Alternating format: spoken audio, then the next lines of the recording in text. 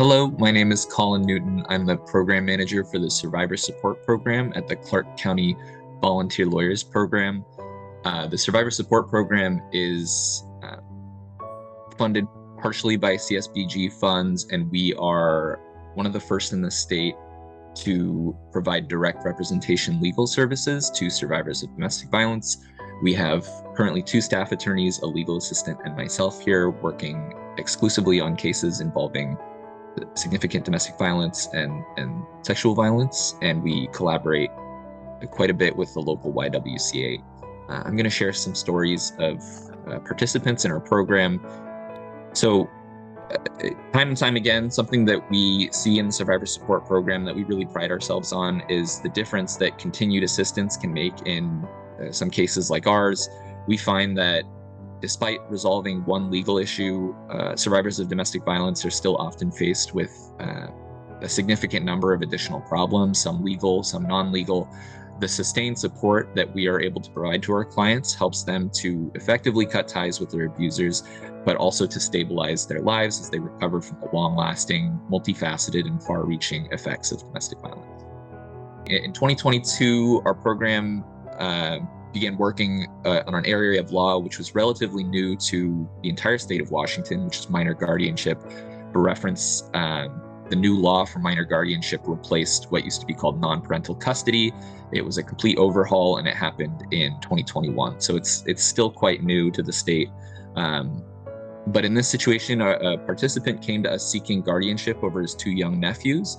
The boys' biological parents had been presenting symptoms of psychosis, which were made significantly worse by chronic meth use in the house and around the children. At one point, the biological mother attempted to strangle the older of the boys and had threatened the younger boy with a knife.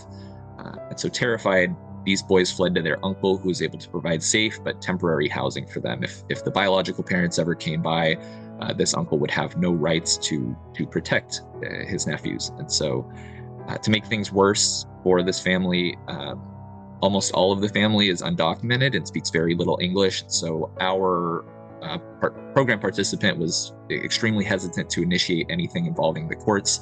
There was a lot of uncertainty about the legal process, especially given the lack of language access. This left him housing the 2 children at the risk of the biological parents coming back and taking them at any moment, which the children were terrified of. One of our staff attorneys at the Survivor Support Program was able to put her Spanish language skills to use, communicate directly with the members of the family, and ultimately was successful in petitioning for this uncle to become the legal guardian of his 2 nephews. Our program has been able to stay on this case for the past couple months and support this client by connecting him with community services in Oregon, and we were able to secure also supportive housing for him and his nephews. Having this program is we find it's very helpful to our participants, but a big part of what makes us successful is our staying power, our permanency in our participants' lives. Once we take a case, we're on it, or we've got cases that we've been on since the inception of our program, just because despite resolving some of these legal issues, a lot of problems persist. And as much as we're able to be permanent fixtures for our participants, as long as we're able to provide some sense of stability, that's really important to our participants, to us, to the community. And so continuing to fund this program, continuing to fund other programs similar to us is, I think, extremely important in sustaining the good that we're able to do.